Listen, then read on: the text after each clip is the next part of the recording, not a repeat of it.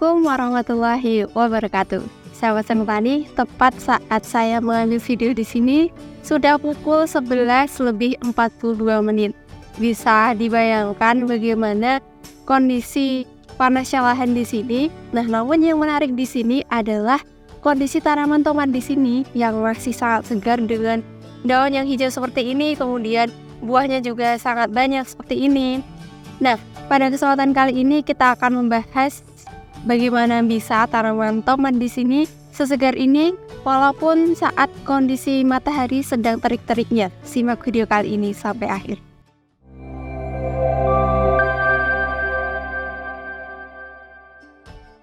Oke, sahabat Senopati semua, kembali lagi di channel Seneng Tani bersama saya Titis.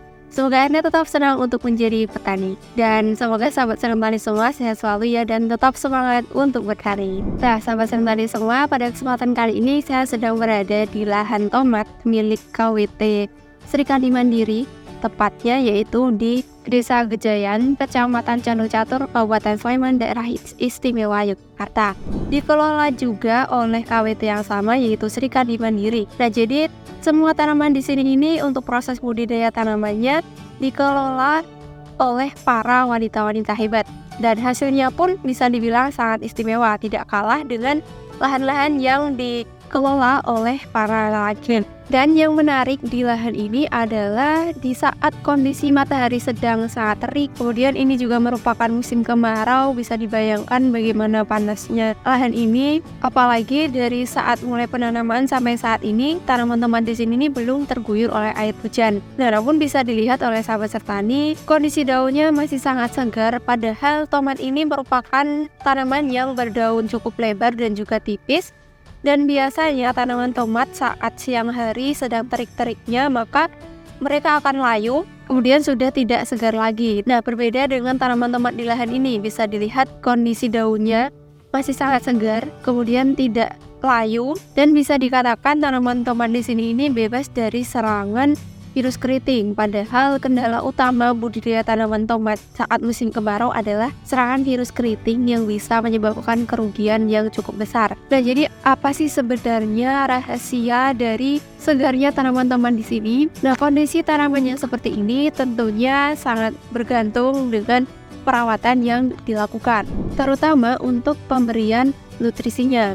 Karena pemberian nutrisi yang cukup untuk tanaman ini akan sangat berpengaruh terhadap pertumbuhan tanaman dan juga ketahanan tanaman terhadap serangan patogen penyakit. Nah, jadi di sini kami akan mulai terlebih dahulu mengenai kondisi lahan di sini. Jadi ini merupakan lahan bekas yang sebelumnya ditanami dengan sawi, kemudian diolah bedengannya. Jadi tidak secara keseluruhan diolah lahannya, tapi bedengannya misalnya dibuka, kemudian dilakukan olahan menggunakan kultivator untuk mengembalikan kondisi tanah supaya lebih gembur. Nah, sebelum dilakukan kultivasi, ini diberikan beberapa bahan yaitu berupa dolomit, kemudian ditambahkan dengan campuran antara pupuk Ponska, Vertipos, dan Power Soil. Untuk Ponskanya ini menggunakan 4 sak, kemudian Power Soilnya 1 kg dan Vertiposnya 30 kg.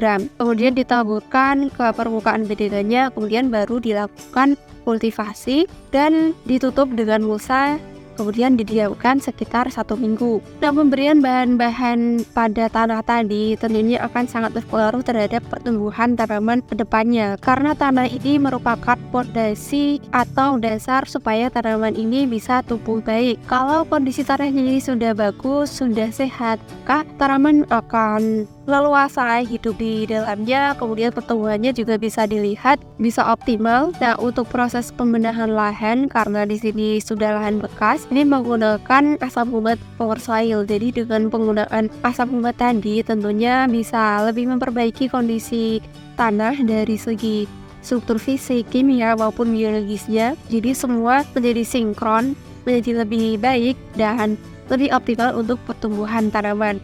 Dan dengan pemberian asam umat ini, maka beberapa unsur hara yang awalnya ini terikat di dalam tanah, maka dia akan lebih mudah dilepaskan untuk diserap oleh tanaman. Jadi otomatis penyerapan unsur haranya ini menjadi lebih efektif. Jadi tidak ada yang larut ataupun masih terikat di dalam tanah, tapi lebih dioptimalkan untuk bisa diserap oleh tanaman. Nah, dari penyerapan unsur hara yang sudah optimal dari dalam tanah tadi, ini yang menghasilkan tanaman bisa sangat sehat seperti ini. Kemudian untuk perawatan yang dilakukan pada tanaman teman di sini, pengocoran dilakukan 5 hari setelah tanam, yaitu menggunakan kalsium asam umat, KALH, di mana kandungan utama KALH ini adalah kalsium. Nah, kalsium ini bisa lebih memperkuat jaringan tanaman, apalagi saat diaplikasikan 5 hari setelah tanam, di mana tanaman masih sangat kecil. Ini membutuhkan ketahanan yang ekstra untuk tanaman kecil ini bisa bertahan di lingkungan yang baru.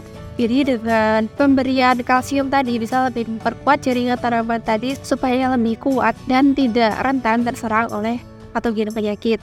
Kemudian selain kalsium, KALH tadi juga mengandung asam urat yang bisa menjadi pembedah tanah dan juga menjadi pH buffer atau penstabil pH di dalam tanah. Karena seperti yang kita tahu bahwa beberapa patogen ini akan mudah hidup di dalam tanah jika kondisi pH-nya ini asam. Jadi dengan pengaplikasian asam umat di pengocorannya, kemudian saat awal tadi sebelum dilakukan kultivasi juga sudah diaplikasikan dolomit. Jadi setelah diaplikasikan dolomit ini sudah untuk menaikkan pH. Kemudian dengan pengaplikasian asam umat ini bisa menstabilkan pH yang sudah dinaikkan tadi supaya bisa lebih stabil, tidak mudah naik turun, sehingga kondisi tanahnya akan sulit ditumbuhi oleh berbagai patogen penyakit. Nah, kemudian untuk pengocoran selanjutnya dilakukan 13 hari setelah tanam menggunakan pupuk Vigorin sebanyak 30 ml, kemudian Wardenfol 2 tutup botol, dan masih dicampurkan dengan Power Soil 1 sendok. Nah, ini untuk 10 liter air ya, jadi Vigorin 30 ml, kemudian Wardenfol 2 tutup botol, dan Power Soil 1 sendok untuk 10 liter air. Dan pengocoran menggunakan bahan ini masih dilakukan seterusnya sampai saat ini dengan interval 5 hari sekali. Nah, kemudian untuk penyepraian di sini menggunakan pupuk daun Wardenfol saat tanaman berumur 8 hari setelah tanam, di mana dengan pengaplikasian Wardenfol dengan kandungan utamanya adalah fosfat, di mana fosfat ini sangat bermanfaat untuk proses pembentukan berbagai jaringan tanaman, khususnya untuk tanaman yang masih muda. Ini membutuhkan unsur hara fosfat yang cukup tinggi untuk pembentukan organ-organ barunya. Kemudian saat tanaman mulai memasuki fase generatif atau sudah mulai berbunga, ini mulai diubah untuk penyepraiannya menggunakan Kaliden sebanyak 5 tutup, ditambahkan dengan Vitaron SL 1 tutup, dan masih menggunakan Wardenfol sebanyak 2 tutup. Nah, kalau dilihat-lihat untuk perawatan yang dilakukan di lahan ini dominan menggunakan pupuk yang mengandung unsur hara fosfat, terutama untuk produk Wardenfol tadi. Nah, dengan pengaplikasian Wardenfol sudah terbukti bisa mempertahankan kondisi daun ini supaya tetap hijau, kandungan klorofilnya tetap tinggi, jadi otomatis fotosintesisnya juga akan semakin meningkat. Dan dengan proses fotosintesis yang semakin meningkat, maka proses metabolisme tanaman bisa lancar dan juga pembentukan buahnya bisa optimal. Kemudian tadi juga masih ditambahkan dengan Vitaron SL untuk penyepraiannya. Nah, penambahan Vitaron SL yang mengandung berbagai macam unsur hara mikro seperti magnesium, kemudian seng, besi, sulfur, boron, mangan, dan unsur-unsur hara mikro yang lain.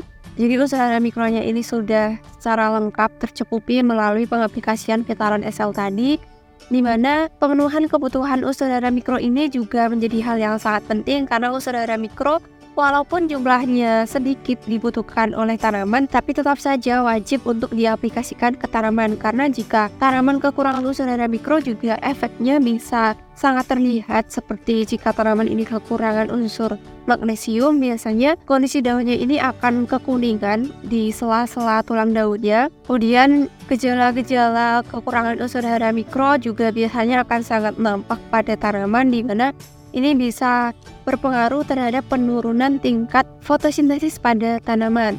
Dan dengan pengaplikasian unsur hara mikro tadi seperti magnesium, di mana magnesium ini sebagai komponen utama yang bisa membentuk klorofil, jadi otomatis dengan pengaplikasian unsur hara mikro, pembentukan klorofilnya akan semakin optimal, fotosintesisnya juga semakin lancar, dan seluruh metabolisme tanaman juga akan berlangsung dengan lancar, sehingga untuk pembentukan buahnya juga bisa optimal. Apalagi di musim kemarau, biasanya kendala utamanya adalah serangan keriting pada tomat. Namun bisa dilihat di sini serangan keritingnya tidak ada sama sekali.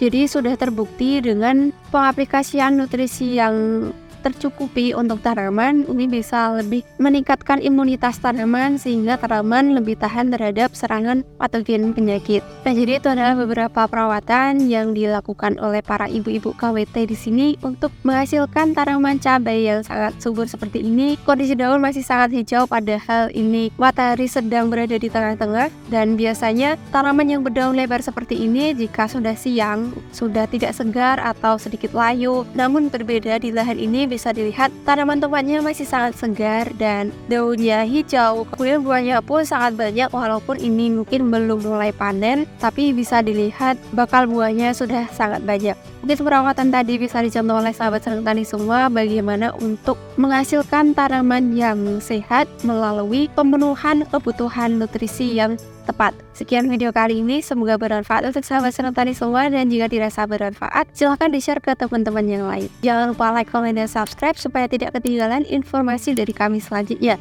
Terima kasih sudah menyaksikan video kami dan juga sudah mendukung channel ini untuk berkembang. Tetap semangat, jaga kesehatan, dan jangan lupa untuk selalu bersyukur. Wassalamualaikum warahmatullahi wabarakatuh.